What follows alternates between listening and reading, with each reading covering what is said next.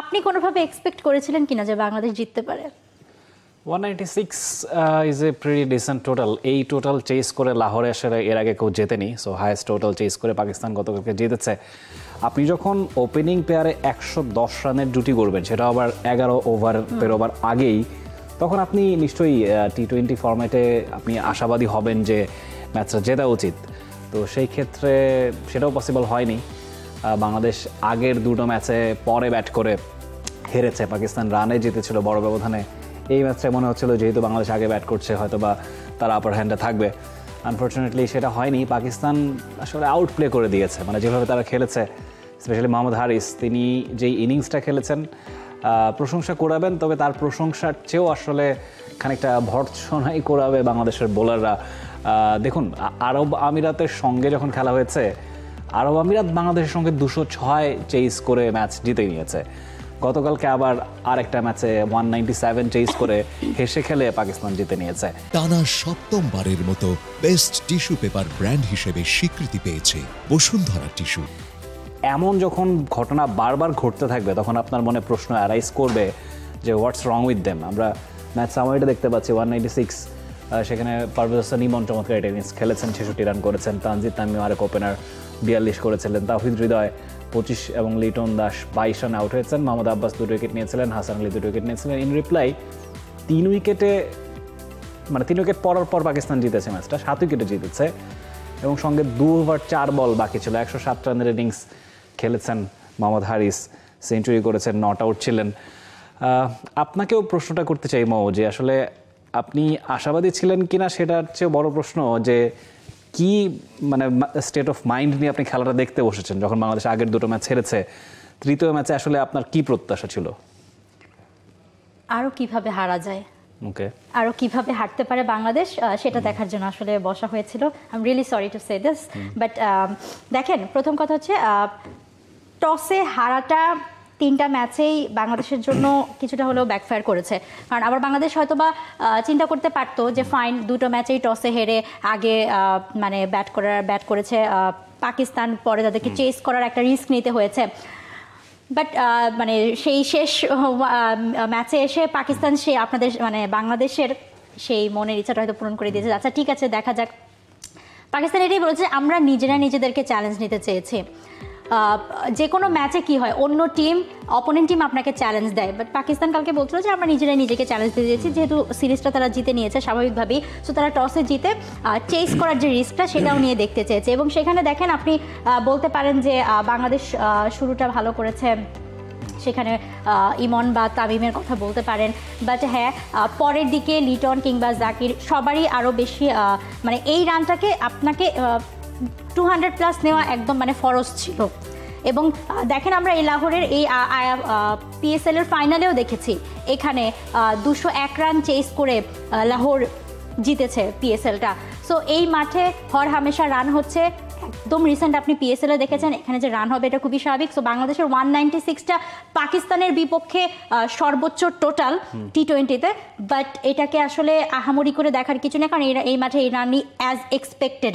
এবং আগের ম্যাচগুলোতে যখন আপনি হেরেছেন, পাকিস্তান যখন আপনাদের এগেনস্টে 200+ রান করেছে, সেটাও কিন্তু অ্যাজ প্রেডিক্টেবল ছিল যে এই মাঠে এরকম রানটাই হবে।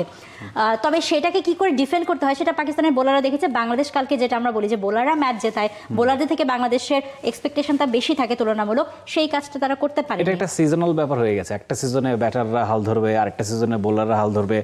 As a whole batting, bowling, fielding তিনটা ইউনিটে বাংলাদেশ আসলে অনেকদিন ধরে ভালো করতে পারছে না। Not a 20 over game. আমরা কি বলি 20 ওভারের ম্যাচ, এটা তো 20 ওভারের ম্যাচ, এটা 40 ওভারের ম্যাচ। আপনাকে জিততে হলে পারফর্ম করতে হবে 40 ওভার্স, রাইট? আপনাকে ব্যাটিং ইউনিট হিসেবে, লিটন যেমন বলেছেন আগের প্রেস কনফারেন্সগুলোতে যে আমরা ব্যাটিং ভালো করিনি, বোলিং ভালো হয়নি, ফিল্ডিংটাও ভালো হয়নি। কালকের ম্যাচের সাথে বলেছেন যে ব্যাটিংটা মোটামুটি আজকে ভালো হয়েছে, কিন্তু বোলিং আর ফিল্ডিংটা আমাদের ভালো হয়নি। সো মানে এটাকেও আপনি ব্যাটিং ভালো মানে বলাটা সেখানে আসলে দুঃখজনক, কারণ আপনাকে জানতে হতো যে এখানে আপনি যদি পাকিস্তান যে রিদমে খেলেছে, আপনি সিরিজ হেরেছেন তাদের কাছে, লাস্ট ম্যাচে তাদেরকে আপনাকে চ্যালেঞ্জ জানাতে হলে 200+ মাস্ট, ইভেন আমি বলবো 220-30 বেশি করা উচিত ছিল, কারণ 220-30 করলেও এখানে পাকিস্তানের জন্য এটা চেজেবল ছিল। আর হারিস যে নকটা খেলেছে আউটস্ট্যান্ডিং, পাকিস্তানের হয়ে মানে ওপেনার ছাড়া এই প্রথম টি-20তে কারো থেকে আমরা সেঞ্চুরি পেয়েছি।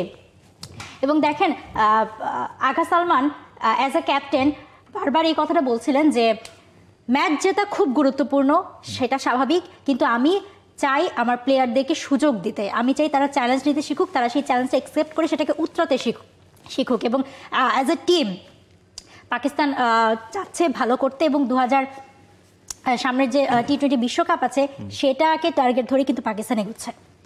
নিশ্চয়ই। আমি একটু তাওহিদ হৃদয়, লিটন দাস তাদের ব্যাপারে বলতে চাইবো যে মিডল অর্ডারে যারা আছেন জাকের আলী অনিক এবং শামীম হোসেন পাটোয়ারি, এটাই তো আমাদের টি-20 টিম। আপনি তো এদেরকে বাদ দিতে পারবেন না। মানে এই 4-5 জন কিন্তু আমাদের মিডল অর্ডার নিরূপণ করে দেয় যে ম্যাচের ভাগ্য কি কোন দিকে যাবে। কিন্তু এই যে ইনকনসিস্টেন্সি, এই যে একটা ভালো স্টার্ট পাওয়ার পর ইনিংসটাকে লম্বা করতে না পারা, এই 20 রান 30 রানের ইনিংসের মধ্যে আটকে যাওয়া, এটা একটা ভয়ঙ্কর সিনারিও তৈরি করতে পারে। এবং আমার কাছে মনে হচ্ছে যে যা লস হবার এর মধ্যে একটা বড় লস আসলে এই মিডল অর্ডার যারা আছেন, মিডল অর্ডার ব্যাটার যারা, তাদের ক্ষেত্রেই আসলে অনেকখানি নির্ভর করে যে ম্যাচটা কোন দিকে যাবে। স্পেশালি টি-20 যখন ফরম্যাট, তখন কিন্তু আপনি আসলে অত এক্সপেরিমেন্টের সুযোগ পাচ্ছেন না, তো আপনাকে ক্লিক করতেই হবে। আর এখানে ডেফিনেটলি একটা ব্যাপার কি, লিটন দাস ক্যাপ্টেন হওয়ার পর মনে হচ্ছে যে তাকে ওই একই জিনিস আর কি, শান্তকে যেভাবে আমরা দেখেছি যে প্রেশার সিচুয়েশন সামাল দিতে না পারা, as a captain Liton Das tremendous, সেই ব্যাপারে সন্দেহ নেই। কিন্তু সেটা আমরা বিপিএলও দেখেছি বা আগেও বাংলাদেশের বিভিন্ন ট্রেনারে তিনি ক্যাপ্টেন্সি করেছেন, তাকে মনে হয়েছে ক্যাপ্টেন ম্যাটেরিয়াল। কিন্তু সামহাও এই প্রথম দুটো অ্যাসাইনমেন্টেই কিন্তু তার টিম ফেল করে গেল। এবং আপনি আরব আমিরাতের কাছে হেরেছেন, পাকিস্তানের কাছে হেরেছেন। হ্যাঁ, পাকিস্তান অ্যাট এনি ডে বাংলাদেশের চেয়ে স্ট্রঙ্গার সাইড ইন টি-20 ফরম্যাট, কিন্তু একটা ম্যাচে কোনো ফাইট কি দেওয়া যেত না? আপনি 200 চেস করতে গিয়ে আপনি যেভাবে খেলছেন, খেলার ধরনটা খুব দৃষ্টিকটু। আপনার স্ট্রাইক রেট সেখানে আপনি যত কমে অল আউট হয়ে যান, আপনি আরও 20 রান কমে অল আউট হয়ে যান, অসুবিধা নাই, কিন্তু আপনার রান রেটটা তো আপনার চেজেবল, একটা ভারসাম্য সামঞ্জস্য থাকা তো নিশ্চয়ই জরুরি ছিল। এবং আগা সালমান সেই কথাটাই বলেছেন যে আমরা নতুন যে ভার্সন টি-20 ক্রিকেটের, সেই ভার্সনের সাথে তাল মিলিয়ে খেলার চেষ্টা করছি, সেই ভার্সনটাকে অ্যাডপ্ট করার চেষ্টা করছি। এবং এই জন্যই কিন্তু এবারের পিএসএলও আমরা দেখেছি যে প্রচুর রান প্রসব বা উইকেট তারা করেছে। এবং সেইভাবে আইপিএলে আমরা যে মেজাজের ক্রিকেটটা দেখে থাকি ইন জেনারেল, পিএসএলও এবার সেটারই তারা আসলে ট্রাই করে গেছে, এবং পাকিস্তান আন্তর্জাতিক ক্রিকেটও সেটা চেষ্টা করে যাচ্ছে। For more updates, subscribe to our YouTube channel and click on the bell icon. Follow us on Facebook and Instagram.